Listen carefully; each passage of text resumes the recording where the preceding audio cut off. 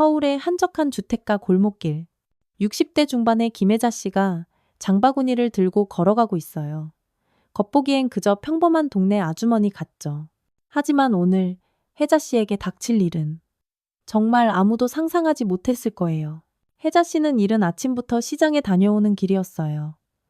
아들 준서를 위해 맛있는 반찬거리를 잔뜩 사서요. 아들이 벌써 40을 바라보는 나이지만 엄마 눈에는 아직 물가에 내놓은 어린애 같기만 합니다. 준서가 회사 근처 오피스텔에 산다니. 가끔 이렇게 반찬이라도 해다 줘야지 원. 혼잣말을 나지막이 중얼거렸죠. 그런데 좀 이상했어요.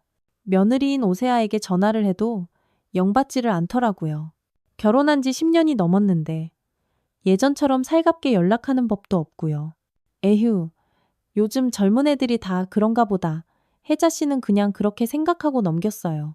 혜자 씨가 집으로 돌아가던 길, 평소와는 다른 길로 들어서게 됐습니다. 시장에서 만난 이웃이 이쪽 골목으로 가면 지름길이라고 알려줬거든요. 그런데 바로 그 길에서 혜자 씨는 평생 잊지 못할 기가 막힌 장면을 목격하게 됩니다. 혜자 씨가 사준 바로 그 집, 아들 부부가 알콩달콩 살고 있을 거라 믿었던 바로 그 집 앞에서 말이에요. 활짝 열린 대문 너머 마당에서 며느리 세아가 처음 보는 낯선 남자와 함께 빨래를 널고 있는 게 아니겠어요? 그것도 아주 그냥 싱글벙글 웃으면서 마치 진짜 부부처럼 다정하게요. 혜자 씨의 머릿속이 새하얗게 변했습니다. 어머나, 저게 대체 뭐야? 혜자 씨는 자기도 모르게 집 앞으로 성큼성큼 다가갔습니다. 대문을 지나 마당으로 들어서는 혜자 씨를 본 세아의 얼굴이 순간 싸늘하게 굳어졌죠. 어머니, 여긴 어쩐 일이세요? 갑자기? 세아가 잔뜩 당황한 목소리로 물었어요. 세아야, 저 남자는 누구니? 우리 준서는 어디 있고? 혜자 씨의 목소리가 사시나무 떨리듯 떨렸습니다. 그런데 세아의 대답은 혜자 씨의 상상을 완전히 박살 내버렸어요. 어머니, 준서 오빠 이제 여기 안 살아요. 저희 이혼했거든요. 뭐라고? 혜자 씨는 도저히 믿을 수 없다는 얼굴로 되물었습니다. 그리고 이 집, 이제 법적으로 제 집이에요. 불편하시면 어머니가 나가주세요. 세아가 피식 뻔뻔하게 웃으며 말하는 게 아니겠어요? 그 순간 혜자 씨는 온몸에 소름이 쫙 돋는 걸 느꼈습니다. 이 집은 내가 사준 집이야. 내가 어떻게 나가? 어머니, 법적으로는 제 집이라니까요. 혼인 중에 얻은 재산이잖아요. 세아가 얼음장처럼 차가운 목소리로 대꾸했습니다. 옆에 서 있던 남자도 덩달아 낄낄 웃더군요. 혜자 씨를 아주 우습게 보는 눈빛으로요. 혜자 씨는 그 순간 지난 30년의 세월이 통째로 무너져 내리는 것만 같았습니다. 우리 준서, 어디 있니? 혜자 씨가 간신히 목소리를 쥐어짰어요. 몰라요. 연락도 안 되던데요? 어머니가 한번 찾아보세요. 세아가 심드렁하게 대답했습니다. 혜자 씨는 그 자리에서 더는 할 말을 잃었어요. 다리에 힘이 쭉 빠져서 그 자리에 주저앉을 뻔했지만 이를 악물고 간신히 버텼습니다. 그리고는 말없이 돌아서서 그 집을 나왔죠. 집으로 돌아오는 내내 혜자 씨의 머릿속은 그야말로 뒤죽박죽이었습니다. 이혼했다고? 언제? 왜 나한테 한마디도 안 했지? 수많은 물음표가 머릿속을 빙글빙글 맴돌았어요. 혜자 씨는 집에 도착하자마자 준서에게 전화를 걸었습니다. 하지만 준서는 전화를 받지 않았어요. 몇 번이고 다시 걸어봤지만 결과는 똑같았죠. 그날 밤 혜자 씨는 뜬 눈으로 밤을 새웠습니다. 침대에 가만히 누워 천장만 바라보며 깊은 생각에 잠겼어요. 내가 도대체 뭘 놓친 걸까? 어떻게 이런 일이 생길 수가 있지? 끝없는 자책이 밀려왔습니다. 다음 날 아침 혜자 씨는 일찍 일어나 준서의 회사로 전화를 걸었습니다. 저기, 이준서 씨 좀 바꿔주세요. 하지만 수화기 너머로 들려온 직원의 대답은 그야말로 충격적이었습니다. 이준서 씨요? 요즘 회사에 잘 안 나오세요. 개인적인 문제가 좀 있으신 것 같던데. 혜자 씨의 가슴이 철렁 내려앉았습니다. 대체 내 아들에게 무슨 일이 일어나고 있는 걸까요? 그날부터 혜자 씨는 아들 준서를 찾기 위해 동분서주했습니다. 준서의 친구들에게도 수소문해 봤지만 다들 요즘 연락이 잘 안 된다는 똑같은 대답만 앵무새처럼 반복할 뿐이었어요. 며칠 뒤 혜자 씨는 더 기가 막힌 소식을 듣게 됩니다. 동네 이웃이 조심스럽게 전해준 이야기였어요. 혜자 씨, 혹시 아드님 일로 법원에서 연락 온 거 없어요? 네? 법원이요? 혜자 씨가 화들짝 놀라며 되물었습니다. 아니 며느님이 위자료 소송을 걸었다는 소문이 있더라고요. 준서 씨가 바람을 피워서 이혼했다면서. 혜자 씨는 그 말을 듣는 순간 머리를 한 대 세게 얻어맞은 것처럼 멍해졌어요. 바람? 우리 준서가? 말도 안 돼. 혜자 씨는 아들 준서의 성격을 누구보다 잘 알고 있었습니다. 어릴 때부터 착하고 성실하기만 했던 아들이 바람을 피울 리가 없다고 생각했거든요. 하지만 세아가 법적으로 위자료까지 요구하고 있다는 건 뭔가 증거가 있다는 뜻이었죠. 혜자 씨는 집에 돌아와 곰곰이 생각해 봤습니다. 뭔가 이상해. 정말 이상해. 준서가 정말 그런 잘못을 저질렀다면 왜 엄마인 나한테 아무 말도 안 했을까? 아들 성격이라면 큰 실수를 저질렀을 때 엄마한테 먼저 와서 무릎 꿇고 빌었을 텐데 말이에요. 그런데 그때 더 놀라운 소식이 날아들었습니다. 준서의 회사 동료라며 혜자 씨에게 전화 한 통이 걸려온 거예요. 어머님 죄송하지만 준서 형 때문에 요즘 회사 분위기가 좀 뒤숭숭합니다. 네? 그게 무슨 말씀이세요? 준서 형 아내분이 회사 전체 메일로 편지를 보냈거든요. 불륜 피해자 탄원서라는 제목으로요. 준서 형이 다른 여자랑 바람을 피워서 자기가 얼마나 고통받았는지 절절하게 적어서 보냈어요. 혜자 씨의 손이 부들부들 떨렸습니다. 그래서 회사에서는 뭐라고 하던가요? 아직 별다른 징계는 없지만 사람들 시선이 곱지가 않죠. 준서 형도 그래서 더 힘들어하는 것 같아요. 전화를 끊고 나서 혜자 씨는 한참 동안 멍하니 앉아 있었어요. 세아가 대체 왜 이런 짓까지 하는 거지?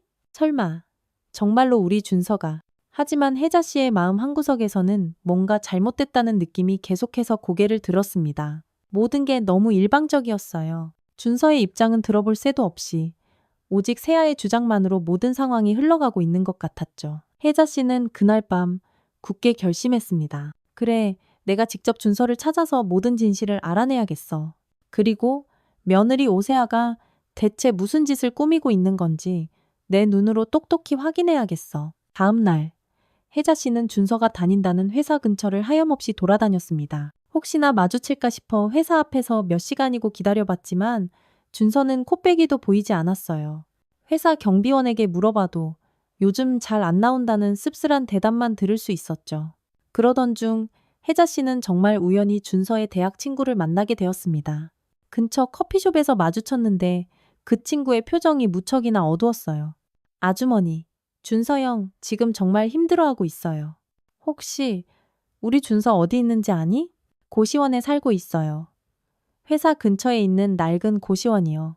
혜자 씨의 가슴이 미어지는 것 같았습니다. 내 아들이 고시원에서 살고 있다니. 그 멀쩡한 집을 놔두고 왜 비좁은 고시원에서 살아야 하는 건지 도저히 이해할 수가 없었어요.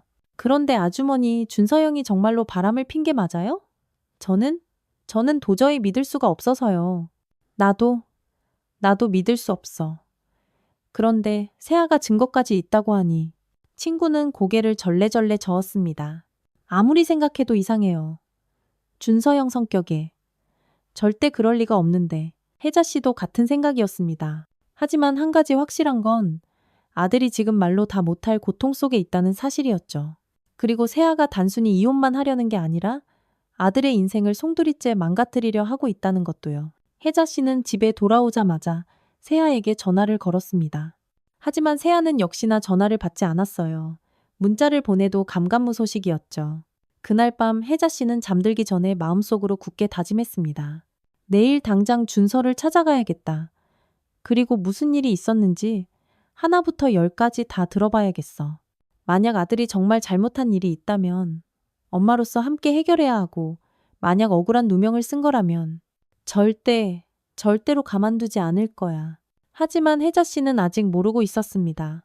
자신이 곧 마주하게 될 진실이 얼마나 충격적일지, 그리고 자신 안에 잠들어 있던 또 다른 모습을 발견하게 될 줄은요. 이튿날 아침, 혜자 씨는 준서의 친구가 알려준 고시원 주소를 손에 꼭 쥐고 길을 나섰습니다. 지하철을 타고 가는 내내 마음이 천근만근 무거웠어요. 우리 아들이 정말 저런 곳에서 살고 있을까? 생각만 해도 가슴이 답답하고 눈물이 핑 돌았죠. 고시원에 도착한 혜자 씨는 낡고 허름한 건물을 올려다보며 깊은 한숨을 내쉬었습니다. 내 아들이 이런 데서. 눈물이 왈칵 쏟아질 것 같았어요. 건물 입구에서 관리사무소를 찾아 들어갔습니다. 혹시 김준서라는 사람이 여기 살고 있나요? 아, 준서 씨요? 네, 3층 21호에 있어요. 그런데 혹시 사모님이세요? 네, 어머니예요.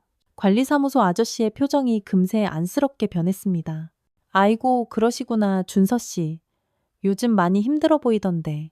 혜자 씨의 가슴이 다시 한번 철렁했습니다. 3층까지 올라가는 계단 하나하나가 어찌나 무겁게 느껴지던지요. 21호 방문 앞에 서서 쿵쾅거리는 가슴을 안고 문을 두드렸습니다. 준서야, 엄마야. 안에서 부스럭거리는 소리가 들렸어요. 잠시 후 끽 하고 문이 열리는데 혜자 씨는 그 순간 아들의 모습을 보고 숨을 헉 하고 들이마셨습니다. 준서는 살이 쏙 빠져서 해골 같았고 눈 밑에는 시커먼 다크서클이 턱까지 내려와 있었거든요. 엄마, 여긴 어떻게? 준서가 당황한 목소리로 말했어요. 혜자 씨는 아들을 와락 끌어안아주고 싶었지만 일단 방으로 들어섰습니다. 방 안은 정말 말도 안 되게 좁았어요. 침대 하나와 작은 책상, 그리고 옷걸이가 전부였죠. 혜자 씨의 마음이 갈기갈기 찢어졌습니다. 준서야, 엄마한테 솔직하게 다 말해줘. 세아랑, 도대체 무슨 일이 있었던 거니? 준서는 한참 동안 입을 열지 못했어요. 그러다가 고개를 푹 떨구며 말했습니다. 엄마, 그냥 제가 다 잘못했어요. 그래서 그냥 나와서 사는 거예요. 무슨 잘못을 했다는 거야? 세아가 네가 바람 피웠다고 하던데 정말이야? 엄마 제발 그 얘기는 하지 마세요. 다 제 잘못이에요. 하지만 혜자 씨는 뭔가 이상하다는 걸 직감했습니다. 준서의 말투도 표정도 무언가 필사적으로 숨기고 있다는 느낌이 강하게 들었거든요. 준서야, 엄마한테 거짓말하면 못 써. 똑바로 말해봐. 정확히 무슨 일이야? 준서는 여전히 고개를 숙인 채 묵묵부답이었습니다. 엄마, 그냥 저 이렇게 살게 내버려 두세요. 엄마도 이제 제 일에서 손 떼세요. 바로 그 순간 혜자 씨 안에 무언가가 뚝 하고 끊어졌습니다. 아들이 이렇게까지 고통받고 있는데 정작 진실은 꼭꼭 숨기고 있다니요. 혜자 씨는 아들의 방을 천천히 둘러보기 시작했습니다. 그리고 책상 위에 놓인 준서의 핸드폰을 발견했죠. 준서야, 핸드폰 좀 보자. 엄마, 왜 이러세요? 그러지 마세요. 아니, 엄마가 봐야겠어.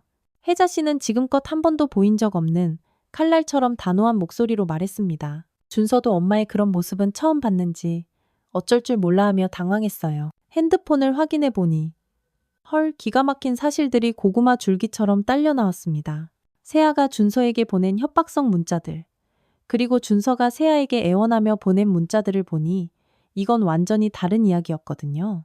준서는 바람을 피운 게 아니었어요. 오히려 세아가 다른 남자와 바람을 피우고 있었고 그걸 준서가 알게 되자 세아가 오히려 가짜 증거까지 만들어서 준서를 파렴치 안으로 몰아세운 거였죠. 준서야, 이게 다 뭐야? 세아가 널 함정에 빠뜨린 거잖아. 준서는 그제야 참았던 울음을 터뜨리며 말했습니다. 엄마, 어차피 소용없어요.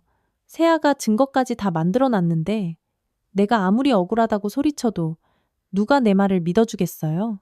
혜자 씨는 그 순간 분노가 머리끝까지 치밀어 올랐어요. 하지만 동시에 머릿속이 얼음처럼 차갑게 식는 것을 느꼈습니다. 지금까지 단 한 번도 느껴보지 못했던 서늘하고 냉정한 감정이었죠. 준서야, 내 은행 통장이랑 카드 명세서 전부 다 가져와 봐. 엄마, 그건 왜요?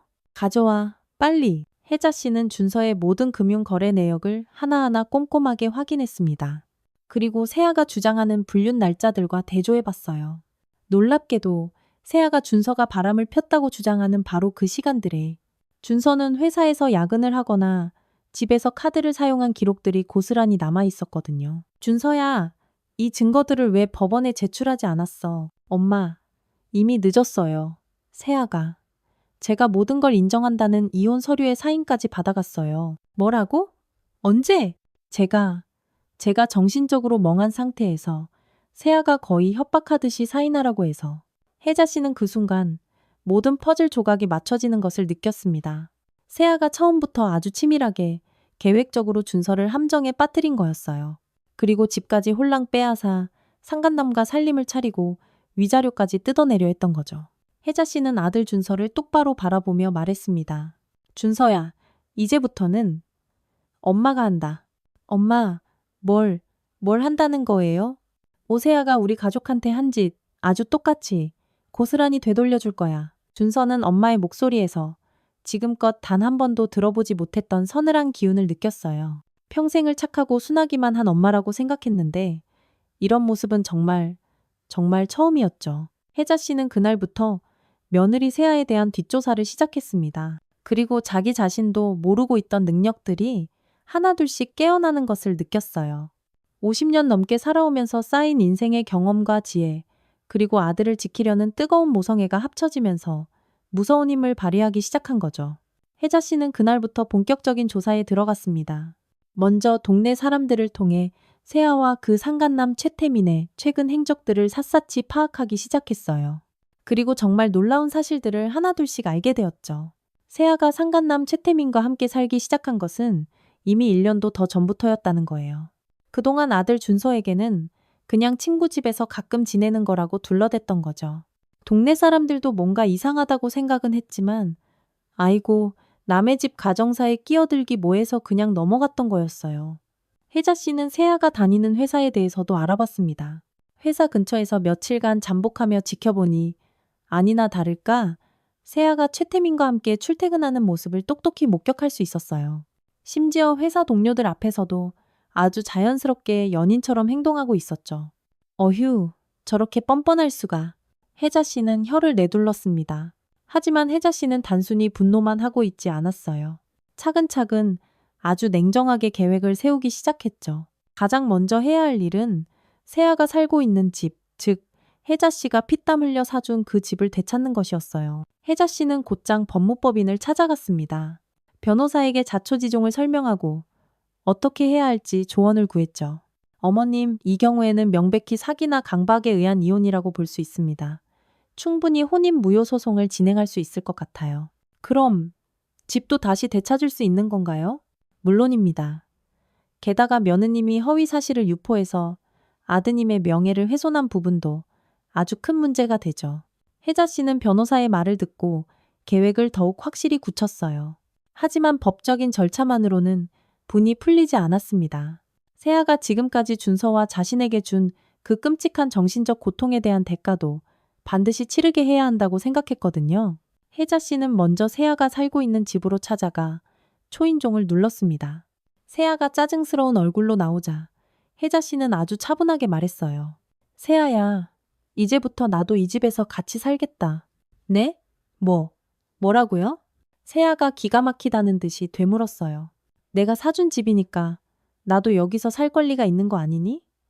그리고 법적으로 따져봐도 아직 이 집에 내 이름으로 된 지분이 남아있어. 사실 혜자 씨는 집을 살 때 혹시 모를 만약을 대비해서 자신의 이름으로도 일부 지분을 등록해 뒀었거든요. 물론 철석같이 믿었던 며느리 세아는 그 사실을 까맣게 모르고 있었던 거죠. 어머니, 그건 싫으면 네가 나가. 그게 아니면 같이 살자. 혜자 씨의 목소리에는 단 1%의 협상의 여지도 없었어요. 세아는 울며 겨자 먹기로 혜자 씨를 집 안으로 들일 수밖에 없었죠. 그날부터 혜자 씨의 본격적인 심리전이 시작되었습니다. 먼저 거실 한복판에 준서의 어린 시절 사진들을 액자에 넣어 보란 듯이 걸어놨어요. 그리고 준서가 좋아하던 반찬들을 잔뜩 만들어서 냉장고를 가득가득 채워놨죠. 어머니, 지금 이게 뭐 하시는 거예요? 세아가 신경질적으로 물었습니다. 왜? 내 아들 사진 걸어놓는 게 문제니? 내 아들 좋아하는 음식 해놓는 게 문제야? 혜자 씨는 아주 태연하게 대꾸했습니다. 하지만 속으로는 세아의 반응 하나하나를 날카롭게 지켜보고 있었어요. 며칠이 지나자 상간남 최태민이 슬슬 불편한 기색을 내비치기 시작했습니다. 혜자 씨 앞에서는 눈치를 보며 어색해했고 세아와 단둘이 있을 때도 예전만큼 편하게 행동하지 못했어요. 세아야, 어머님이 계시니까 내가 너무 불편하다. 조금만 참아봐. 내가 곧 내보낼 방법을 찾아볼게. 하지만 혜자 씨는 그들의 소곤소곤대는 대화를 전부 다 듣고 있었어요. 그리고 더욱 치밀하고 무서운 계획을 세우기 시작했죠.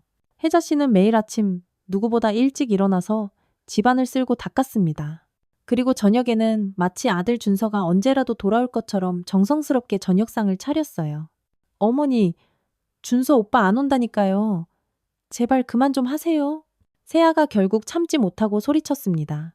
내 아들이 언제 올지 네가 어떻게 알아? 나는 내 아들 올 때까지 계속 준비하고 있을 거야.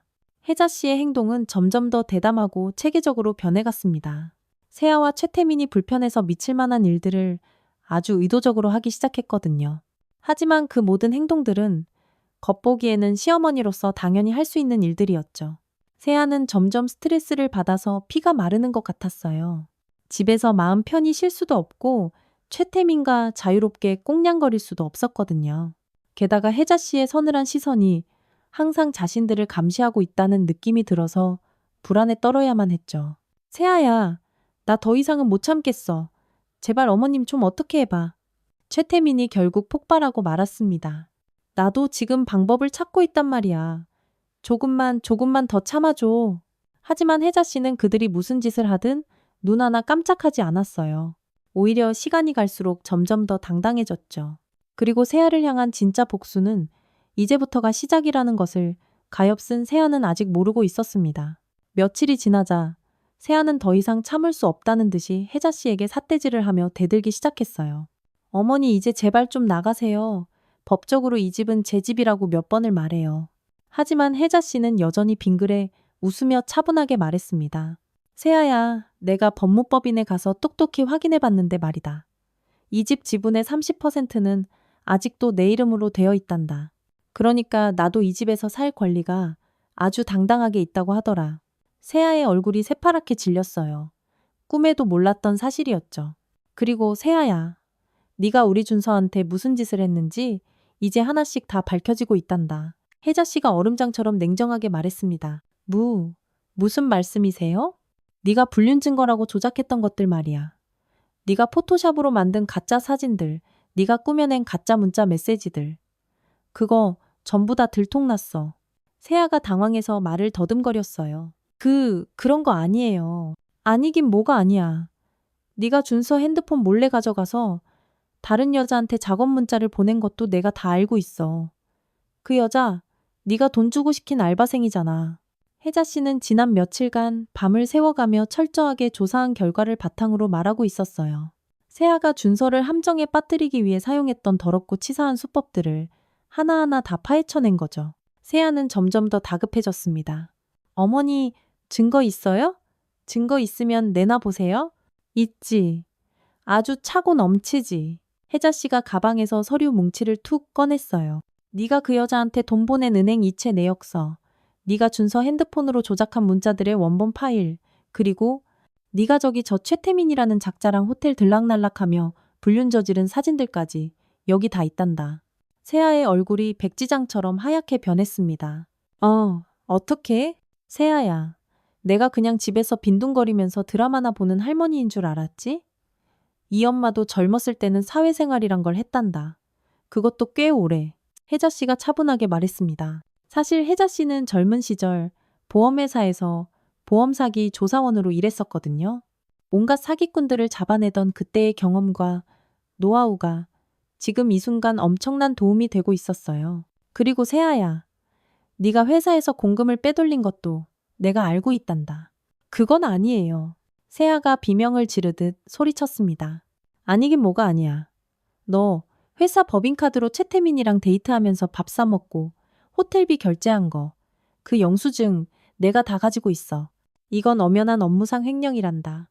혜자 씨는 세아의 회사 동료들까지 포섭해서 이 모든 정보를 알아낸 상태였어요. 세아가 얼마나 많은 불법을 저질렀는지 하나하나 다 파악하고 있었죠. 세아는 이제 완전히 넋이 나갔습니다. 어머니, 제발 그만해요. 그만하긴 뭘 그만해. 이제 시작이야. 혜자 씨의 목소리가 섬뜩할 정도로 차가워졌습니다. 그때 최태민이 집으로 들어왔어요.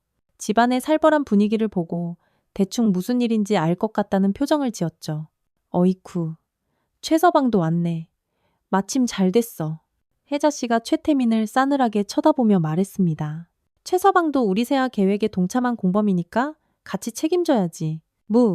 무슨 말씀이세요, 어머님? 최태민이 어색하게 웃었어요. 자네가 우리 세아한테 돈 줘서 가짜 증거 만들게 시킨 거 내가 다 알아. 그리고 자네 회사에도 내가 이미 익명으로 제보했단다. 기혼 직원이 남의 가정을 파탄내고 불륜을 저지르고 있다고 말이야. 최태민의 얼굴이 시퍼렇게 질렸어요. 네? 뭐라고요? 아마 내일부터 자네 회사에서 연락이 올 거야. 징계위원회에 출석하라고. 최태민은 그 말을 듣고 독이 오른 눈으로 세아를 째려봤어요. 오세아, 이게 대체 어떻게 된 거야? 네가 어머님한테 다 불어버린 거야? 아니야. 나는 아무 말도 안 했어. 그럼 어머님이 이걸 어떻게 다 알고 있는 건데? 최태민과 세아가 서로를 의심하며 꼴사납게 다투기 시작했어요. 혜자 씨는 그 모습을 그저 조용히 팔짱을 끼고 지켜봤죠. 이것도 혜자 씨의 계획 중 하나였거든요. 그들 사이에 불신의 씨앗을 심어서 서로가 서로의 등을 물어뜯게 만드는 것이었어요. 태민 씨, 나 이제 더는 못 버티겠어. 어머님이 너무 무서워. 세아가 울먹이며 말했습니다. 그럼 당장 다른 곳으로 이사 가자. 이 집을 버리자고? 이 집이 얼마짜리인 줄 알아? 집이 중요해. 지금 내 직장이 중요해. 최태민은 분노로 얼굴이 시뻘개져서 세아를 원망스러운 눈빛으로 쏘아봤죠. 혜자 씨는 그들의 추악한 갈등을 보면서 속으로 비웃었습니다. 계획이 아주 착착 순조롭게 실행되고 있었거든요.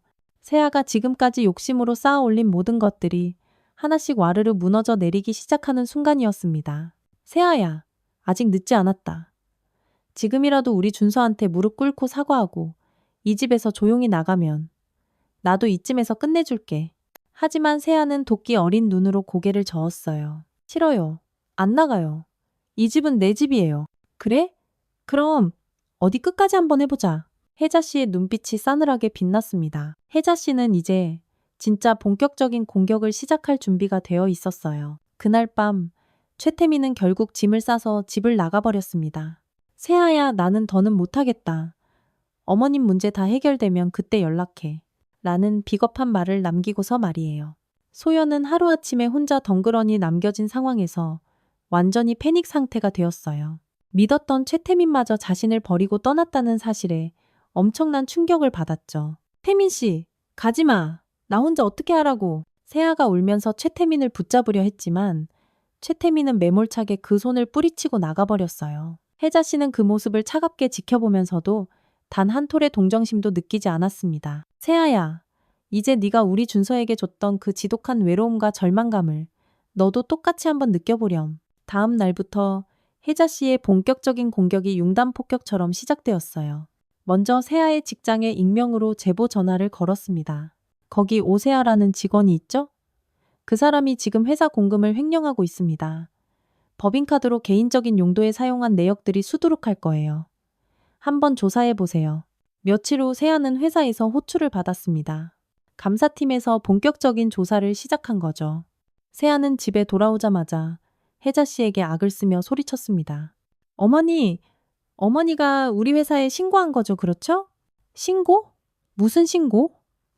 예, 나는 네 회사가 어디 붙어 있는지도 잘 모르는데 혜자 씨가 아주 태연하게 시치미를 뗐어요. 거짓말하지 마세요. 어머니가 아니면 누가 이런 짓을 해요. 세아야, 네가 잘못한 게 많으니까 자꾸 이런 일이 생기는 게 아닐까? 남 탓하지 말고 네 자신을 먼저 돌아보렴. 세아는 분해서 발을 동동 굴렀지만 혜자 씨는 절대 증거를 남기지 않고 모든 일을 처리했기 때문에 세아로서는 속수무책으로 당할 수밖에 없었죠. 며칠 후 세아는 더 큰 충격을 받게 되었습니다. 최태민이 완전히 연락을 끊어버린 거예요. 전화도 받지 않고 수십 통의 문자를 보내도 답장 한 통 없었죠. 태민 씨, 제발 전화 좀 받아. 나 혼자서는 정말 안 된단 말이야. 세아가 울면서 계속 전화를 걸었지만 수화기 너머에서는 차가운 신호음만 들려올 뿐이었어요. 혜자 씨는 그 모습을 보면서 차분하게 말했습니다. 세아야, 원래 사람은 가장 어려울 때 그 진짜 모습이 나오는 법이란다. 최태민이라는 사람이 어떤 사람인지 이제 좀 알겠니? 어머니가 태민 씨를 떠나게 만든 거잖아요. 내가 뭘 했다고 그러니? 나는 그저 진실을 알려줬을 뿐이야. 최태민이라는 사람이 네가 어려워지니까 제 살 길 찾아서 도망간 거지. 내가 강제로 내쫓은 게 아니란다. 세아는 점점 더 깊은 절망의 늪으로 빠져들었어요. 직장에서는 조사를 받으며 왕따가 되었고 사랑한다 믿었던 최태민은 떠나버렸고 집에서는 시어머니가 숨통을 조여오고 있으니까요. 그런데 혜자 씨의 공격은 여기서 끝나지 않았습니다. 이제 다음 단계로 넘어갈 차례였죠. 혜자 씨는 세아가 준서를 함정에 빠뜨리기 위해 사용했던 모든 조작된 증거들을 깔끔하게 정리해서 경찰서에 고발장을 제출했습니다. 무고죄, 사기죄, 명예훼손죄 등 적용할 수 있는 모든 혐의를 다 넣어서 말이에요. 세아야, 아마 내일 경찰서에서 연락이 올 거다. 출석해서 조사를 받으라고. 네? 뭐? 뭐라고요? 네가 우리 준서한테 했던 짓들. 그거 다 법적으로 큰 죄가 되는 거란다. 특히 무고죄는 3년 이하의 징역형을 받을 수도 있어. 세아의 얼굴이 새하얗게 그야말로 핏기 하나 없이 변했어요. 어머니, 제발 고발장 좀 취하해 주세요. 취소? 내가 왜 취소를 해? 네가 우리 준서한테 한 짓을 생각해봐. 우리 아들이 지난 몇 달간 얼마나 지옥 같은 고통 속에서 살았는지 알아?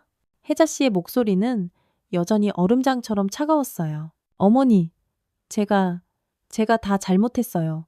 준서 오빠한테 정말 사과할게요. 그러니까 제발. 사과? 이제 와서 사과?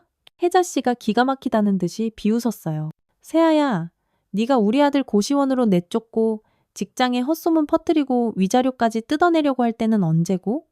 이제 와서 사과 한마디로 용서해달라고? 세아는 결국 바닥에 주저앉아서 엉엉 울기 시작했어요. 어머니, 저 정말 잘못했어요. 뭐든지 다 할게요. 준서 오빠한테 무릎 꿇고 빌게요. 그래? 그럼 지금 당장 준서한테 전화해서 사과해봐. 세아는 덜덜 떨리는 손으로 준서에게 전화를 걸었어요. 하지만 준서는 전화를 받지 않았죠. 어라? 받지를 않네? 혜자 씨가 비꼬는 투로 말했어요. 당연하지.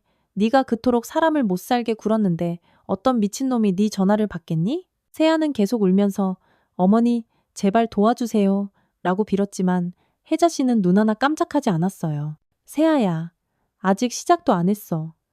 진짜 지옥은 이제부터야. 혜자 씨의 그 말을 들은 세아는 온몸에 소름이 오소소 돋았어요. 지금까지 당한 것만으로도 죽을 만큼 고통스러웠는데 이게 시작에 불과하다니요. 혜자 씨는 세아를 싸늘하게 내려다보며 속으로 굳게 다짐했습니다. 내 아들의 인생을 망가뜨리려 한 죄값 뼈저리게 치르게 해줄게. 절대 그냥 넘어가지 않을 거야. 며칠 후 세아의 상황은 그야말로 최악으로 치달았습니다. 회사에서는 결국 해고 통지서를 받았고 경찰서에서는 정식으로 출석 통지서가 날아왔어요. 게다가 상간남 최태민은 마치 지구상에서 증발이라도 한 것처럼 완전히 연락이 끊겨버린 상태였죠. 세아는 집에서 하루 종일 이불을 뒤집어쓰고 울면서 지냈어요. 혜자 씨는 그런 세아를 보면서도 전혀 동정심을 느끼지 않았습니다. 오히려 더욱 차분하게 다음 단계를 준비하고 있었거든요. 세아야, 이제 회사도 잘렸으니 집 월세 낼 돈도 없겠네? 혜자 씨가 아무렇지 않게 물었어요. 어머니, 세아가 울먹이며 대답했습니다. 그리고 경찰 조사받으려면 변호사도 선임해야 할 텐데 그 비싼 변호사 비용은 어디서 구할 거니? 세아는 아무 말도 하지 못했어요. 정말로 앞이 캄캄하고 막막한 상황이었거든요. 그때 혜자 씨는 결정타를 날렸습니다. 세아야, 사실 내가 너에 대해서 조사한 게 이것만이 아니란다. 뭐가 더 있다는 거예요? 네가 우리 준서랑 결혼하기 전에 다른 남자들과 어떻게 만났었는지. 그때도 지금이랑 아주 비슷한 수법을 썼더구나. 세아의 얼굴이 하얗게 거의 투명하게 변했어요. 그걸 어떻게. 세아야, 내가 네 주변 사람들을 만나서 이야기를 좀 들어보니까 네가 예전에도 남자들을 속여서 돈을 뜯어낸 적이 있더라고. 그것도 한두 번이 아니라 아주 여러 번 말이야. 혜자 씨는 지난 몇 주간 세아의 과거에 대해서도 철저하게 조사를 마친 상태였어요. 세아의 대학 동창들, 전 직장 동료들을 만나 밥을 사주며 이야기를 들어본 결과 세아가 예전부터 상습적으로 남자들을 이용해서 자신의 이득을 취해왔다는 사실을 알게 되었죠. 어머니, 그건 정말 아니에요. 헛소문이에요. 아니긴 뭐가 아니야. 증거도 다 있어. 네가 대학생 때 가난한 선배한테 등록금 좀 빌려달라고 눈물로 호소해서 돈을 받아놓고 졸업하자마자 잠수 타버린 것부터 시작해서 직장 동료 남자들한테 돈 빌려놓고 떼먹은 것까지 그 기록이 아주 상세하게 다 있단다. 세아는 이제 완전히 절망적인 표정이 되었어요. 자신의 추악한 모든 과거가 만천하에 다 들통난 기분이었죠. 그리고 세아야, 제일 중요한 건 말이다. 혜자 씨가 잠시 말을 멈춘 후 싸늘하게 말했습니다. 네가 우리 준서와 결혼할 때부터 이미 이 모든 걸 계획하고 있었다는 거야. 무슨 말씀이세요? 네가 우리 준서랑 사귀기 시작할 때부터 친구들한테 준서네 엄마가 부자라니까 한번 잘 구슬려서 집이라도 한 채 받아내야겠다고 말하고 다녔잖아. 그리고 우리 준서 통장 비밀번호를 알아내려고 했었고 내가 사준 집 소유권을 어떻게 하면 완전히 넘겨받을 수 있을지 계획했잖아. 그것도 증거가 다 있어. 혜자 씨는 세아가 결혼 전에 친구들과 나눴던 카카오톡 대화 내용까지 전부 확보한 상태였어요. 그 문자들에는 세아가 준서 엄마가 강남에 건물도 있다더라.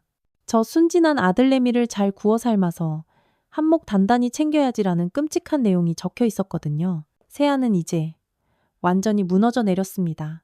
어머니, 제발 그만해 주세요. 그만하라고? 네가 우리 가족한테 한 짓을 생각해봐. 우리 준서가 지금 얼마나 큰 고통 속에서 살고 있는지 알아. 혜자 씨의 목소리가 천둥처럼 커졌습니다. 세아야, 네가 우리 아들을 좁아터진 고시원으로 내쫓을 때는 언제고, 우리 아들 직장에 가짜 탄원서 돌려서 사회적으로 매장시키려고 할 때는 언제고, 이제 와서 그만해달라고? 세아는 바닥에 납작 엎드려서 짐승처럼 울부짖기 시작했어요. 어머니, 제가 정말 잘못했어요.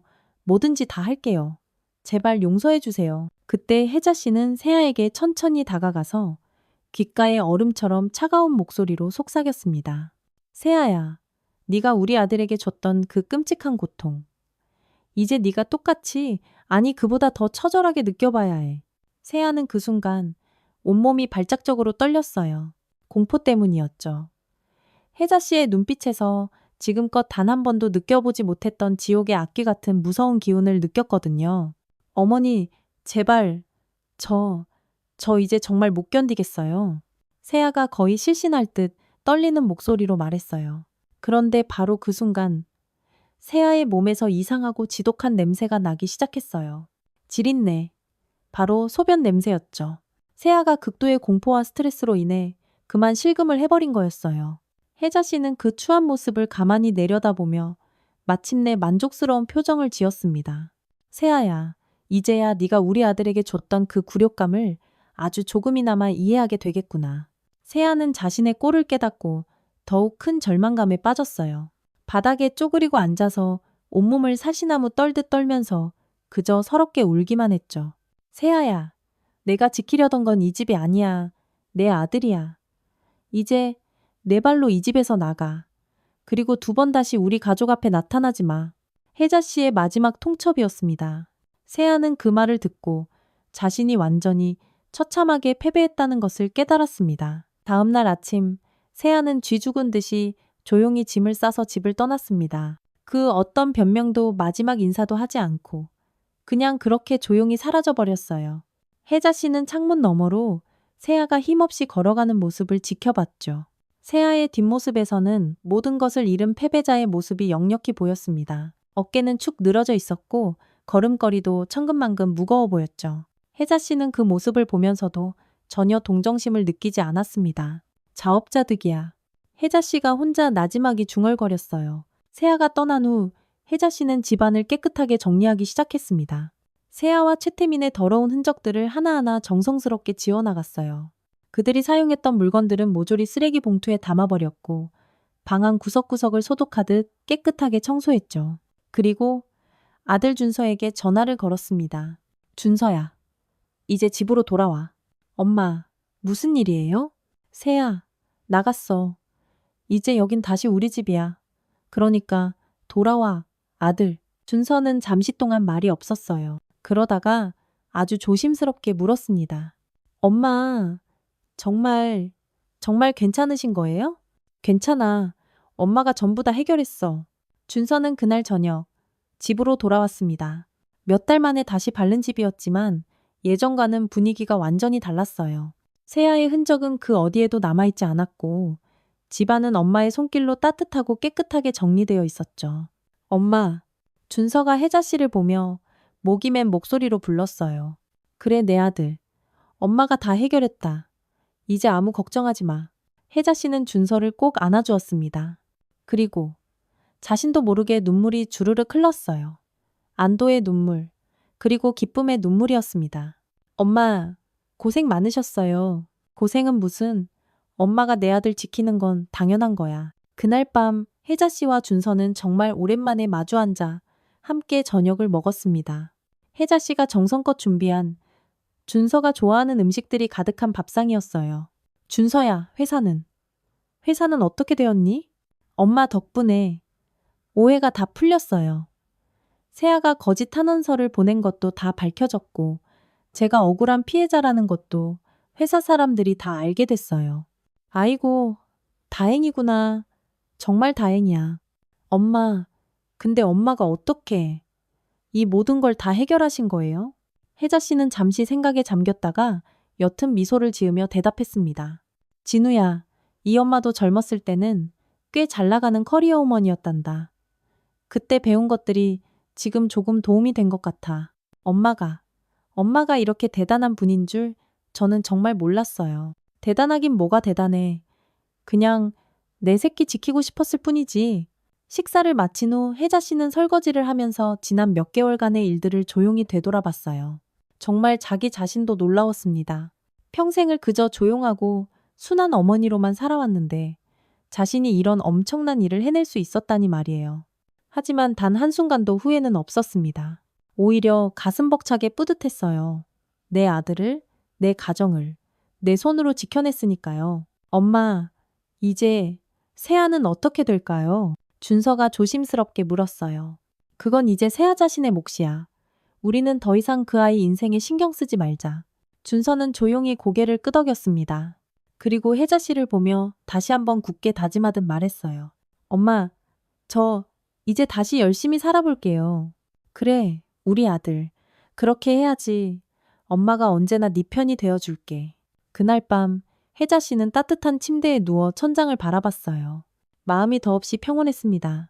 아들이 다시 집으로 돌아왔고 모든 악몽 같은 문제들이 해결되었으니까요. 창밖에서 들려오는 평화로운 밤의 소리들 사이로 부엌에서 달그락거리는 작은 소리가 들렸어요.